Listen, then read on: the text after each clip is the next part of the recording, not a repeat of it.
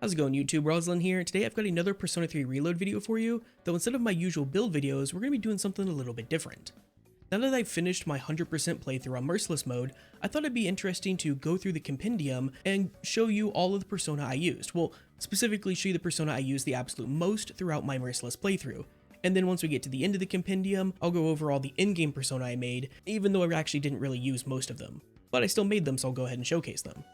Now, I won't be showcasing how to actually build these Persona here. This is more just to show you what I used, kind of go over why I used them, and just, maybe use that for you guys to give you inspiration on how you can maybe build your own Persona, or if there's any that you particularly want to see a build video for, if there's enough requests for that, I can go ahead and make a build video for that. So hopefully you like this. It's my first time doing something like this with a Persona or SMT title. Usually I just do my build videos and go from there, but I thought this would be a little bit, something new to try. So let's get into it. So for the first Persona that I got the most use out of in Persona 3 Reload, it was actually this 5-element Fortuna. It's not a 6-element Fortuna because you don't really need the dark element in the early stages of the game, but this will allow you to hit the weakness of most enemies for the first 2 blocks, and then it also has the Spirit Drain and Drain ability, which help with MP efficiency when going through those blocks in one night.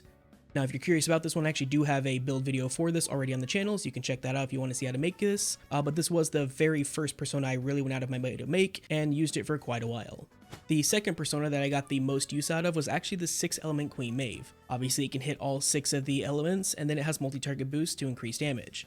Invigorate 2 is there for MP efficiency, and the main reason I ended up making this one is because I started to run into a lot of encounters where being able to hit 2 or 3 targets was more MP efficient than just hitting 1 target, and so having this around was a great help. Again, this is another one that I have a build video for already, so you can check that out on the channel if you want to see how to make this. Next up is the Sarasvati, which was actually the first healing Persona I made for the playthrough. Diorama and Mediorama are no-brainers, Mepatra and Mabaisudi are there for clearing out nasty status ailments on the party, Dodge Elec because I couldn't get access to Resist Elec at this point in the game, and then I also put the Drain ability with Life Drain and Spirit Drain package on her to help out. The Life Drain portion of this is for if I brought her in for a boss fight and wanted to stay on her to help with healing. I could also still be doing a little bit of damage in the meantime because Life Drain with Drain ability is 70 damage per pop, and at this point in the game is not actual horrible damage. There's obviously better you can do, but it's not bad. And then very quickly after making that Sarasvati, I actually made this Sakimitama, which is another healing Persona. And believe it or not, I actually used both of them because they kind of filled 2 different roles once I had them both made. Sarasvati had the ability to drain SP as well as to cure status ailments, and Sakimitama was there for protection and just way more healing because I was able to get Divine Grace on it. As you can see, the Sakimitama has no weaknesses, resists almost everything, has the Diorama, Mediorama, and Recarm. I have Resist Strike, Resist Dark on there, which is shoring up its only weaknesses, and then I managed to fit in Drain Ability and Life Drain for the same reason I had the Life Drain portion on Sarasvati. I could swap to this Persona, I could be super safe on my main character, and still be doing some damage. Not great damage, but again, some damage. I ended up swapping between the 2 of these for a good portion of the game until I got my next healer, so definitely recommend them. The next Persona that I got a decent amount of use out of is actually this physical Flauros that I've done a build video on. Getse and Torrent Shot are the 2 abilities of choice to deal slash and pierce damage, and then we have slash boost and pierce boost to increase their damage output. Getsue was specifically chosen because of its innate crit rate chance, which pairs well with apt people and crit rate boost to give you a nice chance to critically strike with this. Again, if you want to know more about this one, check out my build video guide on it. The next Persona that I got a good amount of use out of is actually this light focused Toth build that I made for dealing with boss fights as well as really strong enemies that didn't have any weaknesses.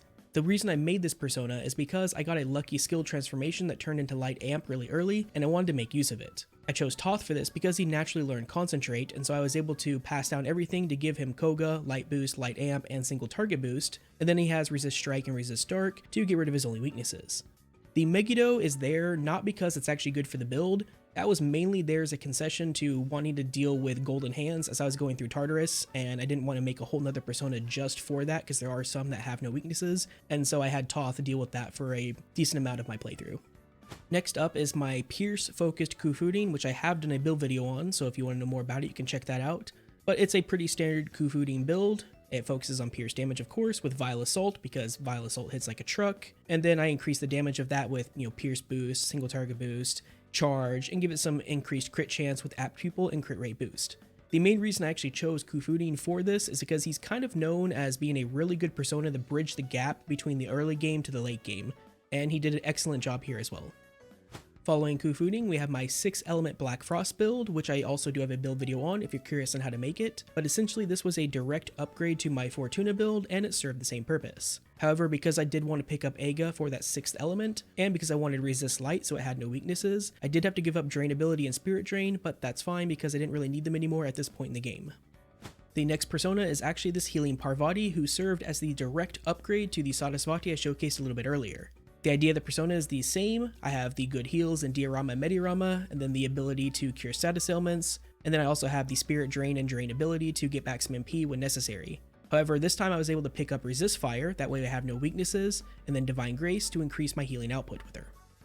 And finally, we have my first entrance buffer persona in Quetzalcoatl. Obviously, we have all 3 of the auto buffs for my main character to buff him at the start of each encounter, and then I have Invigorate 1 and Invigorate 2 so that when he's getting auto buffed, he's also getting 8 SP, which does add up over time. The main reason that I chose Quetzalcoatl is because with 1 Resist Dark, I was able to make it to where I had no weaknesses, just in case the enemy did get to go first.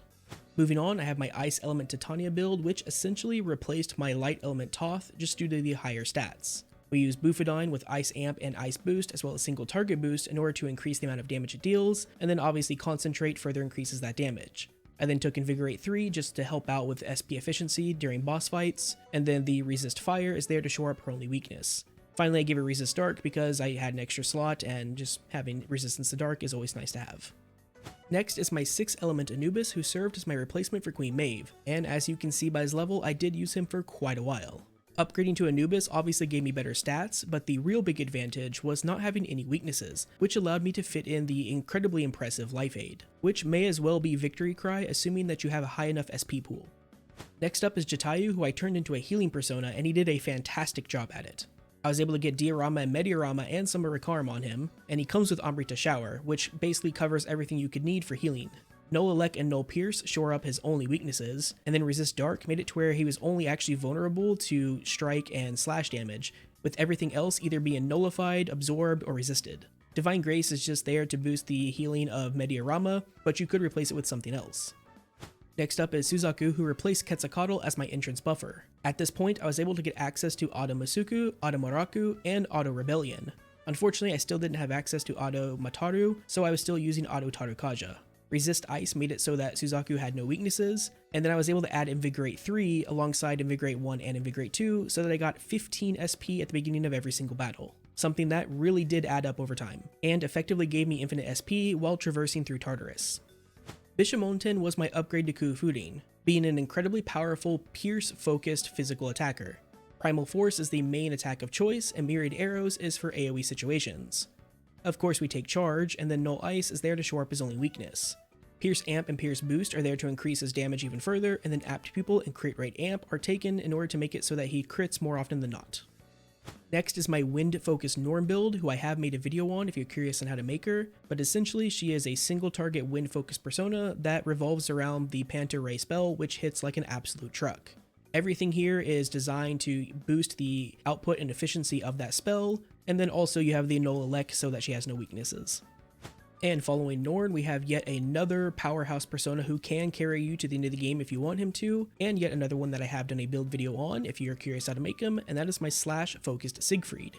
Brave Blade is the single target attack of choice, with Vorpal Blade being backup for AoE situations. Of course we take Charge, Apt Pupil, Crit Rate Amp, slash Boost, slash Amp, all pretty standard stuff, and then Resist Dark so that he has no weaknesses. It was at this point, everyone lost faith. I know what you want to say, but hear me out. Yes, this is a 6-element Alice build. Yes, this was made entirely with skill cards. And yes, it was partially a meme to make this persona this way. But I also did it because I just wanted to use Alice in this playthrough, because I use Alice in almost every single SMT or persona title that she's available in. And I do know that it is kind of blasphemy to not use Alice with Die For Me. But Die For Me is the exact reason I actually didn't end up using Alice as my main dark persona in this game. You see, Die For Me is actually a little too good for Persona 3 Reload. If you run around with Die For Me and Mudo Boost, you're going to kill a lot of stuff very quickly. But when you're doing that, you're not getting downs. And when you're not downing the enemy, you're not getting all-out attacks. And when you're not getting all-out attacks to finish off enemies, you're not guaranteeing shuffle time, which shuffle time is a huge boost to your player power because of all the money and experience and skill cards and whatever you can get from it. Basically, she is too efficient if you build her as a traditional dark user and keep die for me. So I used a different persona for my dark persona, but I still wanted to use Alice. And I figured I have all these skill cards to make a multi-element AoE persona, so why not do it? Is this the best use of Alice? Absolutely not. But it was fun. Anyways, moving on, we have Ho-Oh, who I ended up turning into my sort of late game healer. I have Dirahan and Salvation and Summary Karm, so we have full heals and revivals. I kept Invigorate 3, Null Elect, Null Pierce, Firm Stance, and Spellmaster. There's really not much more you could ask for on a healing persona. It full heals, cures all status ailments, revives, is super tanky, and also super fast. Next, and finally, with Adavaka, I have the first real dedicated strike persona that I made. I had a couple others that I used here and there just to be able to deal strike damage with my main character, but Adavaka was the first real strike persona that I made, as I was able to get access to both God's Hand and Akasha Arts. I then also have Null Ice to remove his weakness, Firm Stance because it's just fantastic, and then the usual package of Apt People and Crit Rate Amp, as well as Strike Amp and Strike Boost. Moving on from Adavaka, we have my first true in-game persona in Odin. Now I do have a build video on this, so if you're curious how I made this exact build, you can go ahead and check that out, but essentially this was my in-game Elec persona.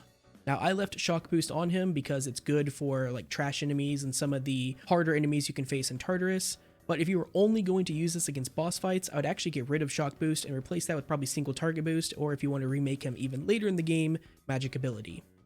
Next up is my 6-element Loki build, which I do have a build video on if you're curious how I made him, but essentially he was my replacement for Black Frost, and I ended up using him clear up until almost the very end of the game. Of course, we have all 6 of the main elements on him, Null Fire so that he has no weakness, and then I kept Spellmaster because it helps with SP efficiency, and also because he was the first access I got to Spellmaster, so I was able to use it to pass it around to other persona. Next up is Skathok, who ended up turning into my end-game entrance buffer, as I was able to get all 3 of the auto AoE buffs as well as auto rebellion, and then of course I kept the 3 invigorates so that I get 15 SP per battle, and then Null Fire so that she has no weaknesses. Saturnus was my in-game fire persona of choice, making use of Inferno along with Fire Amp and Fire Boost to deal large amounts of damage. I also added in single target boost as well. Spellmaster and Invigorate 3 are for SP efficiency, Repel Ice so that we have no weakness, and Firm Stance because it's just great. Next up is Masakado, who replaced Siegfried as my in-game slash persona of choice. I of course kept most of the build the same from Siegfried, keeping Brave Blade and Vorpal Blade, Apt People, Crit Rate Amp, Slash Boost, Slash Amp, and then I gave him Null Elec so he has no weaknesses, and Firm Stance because it's fantastic. Now the main reason I swapped to Masakado was because of the higher base stats, as well as just his resistances making him a lot more tanky. Next is Thanatos, who is my in-game dark user of choice over Alice. Now the primary advantage that Thanatos has over Alice is his significantly better resistances. Give him no light and firm stance, and he basically takes no damage when compared with her. It also helps that you don't have to worry about trying to fit in Die For Me or Mudo Boost, or feeling bad about not including them, which allows us to get the full setup of Dark Amp, Dark Boost, Spellmaster, and Single Target Boost, while also incorporating Invigorate 3 for that SP efficiency, though you could swap this to something a bit more offensive if you wanted to add magic ability as well. Vishnu became my Charge, Concentrate, and Debilitate user. Initially, I had planned to use Masakado for this role, and I actually did for a little while, but then I turned Masakado into my in-game slash user, and so I needed to find someone else to fit this role for me, and it just kind of landed on Vishnu as being the best use for me based on what I was doing with my other persona. It doesn't actually have to be Vishnu, but this is the setup I went with. Essentially, I have Charge, Concentrate, and Debilitate. I can swap to him every other turn for Charge or Concentrate. I can Debilitate when necessary. Null Dark is there to shore up his only weakness. Firm Stance is because it's just fantastic as a defensive ability. Invigorate 3 and Spellmaster are for SP efficiency. And I left Unshaken Will on to help with status ailments just in case I got hit with them while I was on him. Next up, we have my in-game almighty user of choice in Satan, who I chose for this role because of her unique ability Black Viper. Black Viper is an incredibly hard-hitting single-target almighty attack, and she is the only one who can use it. I then rounded this out with Morningstar to give her an AoE option as well. These are both boosted by Almighty Amp and Almighty Boost, and yes, I know Almighty Amp is pure luck on whether you get it, but I actually got lucky on the literal very last day of the game. So I went ahead and remade her with this. Before that, I actually had, I believe, Firm Stance in place of Almighty Amp. But other than that, Spellmaster and Invigorate 3 are there for SP efficiency, Null Fizz to, well, null all physical attacks, and Repel Wind shores up her only weakness. Next up is Shiva, who ended up being my in-game Pierce persona, and was actually the physical persona I probably used the most throughout the entire in-game, largely due to the incredible power of Pralaya. Pralaya is an AoE ability that is unique to Shiva that deals a boatload of damage and also has a innate 20% chance to crit and 50% chance to fear. It is truly devastating, and one of the few abilities throughout the entire SMT and Persona series that can compete with Yoshitsune's Hasotobi. Resist Ice I actually used as a skill card in order to shore up Shiva's only weakness. This is just due to wanting to pass down so many things to Shiva and not having the slots for it, and I didn't have a Null Ice card, so I had to use Resist Ice instead. Firm Stance is there because it's fantastic, Arms Master because it's going to lower the HP damage you're taking from using Pralaya, and then Apt Pupil and Crit Rate Amp are there to increase the crit rate of Pralaya, with Pierce Amp and Pierce Boost to increase its damage. And then for my in-game strike persona, I chose to use Asura, giving him God's Hand, Akasha Arts, Drain Wind to shore up his only weakness, Firm Stance because it's fantastic, and then the usual Apt Pupil, Crit Rate Amp, and Strike Boost. Next up is Hellel, who I kind of just forced into an in-game win persona role simply just because.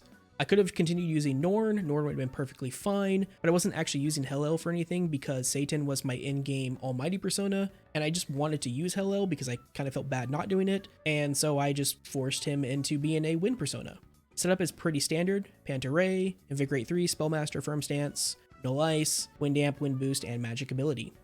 For my in-game Ice user of choice, I actually went with Lucifer, giving him Diamond Dust, Ice Amp, Ice Boost, and Single Target Boost. Now you could replace Single Target Boost with Magic Ability, but I didn't feel like refusing him again just for that, and you also get Magic Ability from your best weapon for the main character, so I went with this instead. Resist Physical and Firm Stance combine to make him a tanky beast that takes very little damage, and then Invigorate 3 and Spellmaster are there for SP efficiency. And finally we have my last in-game persona in Messiah, who I chose to turn into a healer. Now, the main reason I chose to make Messiah a healer is because, well, with Null Physical and Firm Stance, Messiah is not immortal, but pretty darn close. Though I still gave him Enduring Soul as just sort of a backup plan, just in case something went bad. Invigorate 3 and Spellmaster are there to help with SP efficiency, and Megadolon is there because I just decided not to get rid of it. I actually planned to get rid of it, and then ended up not getting rid of it, and it's still here, so yeah, it's just whatever. Replace it with whatever you want if you choose to make Messiah a healer, or keep it.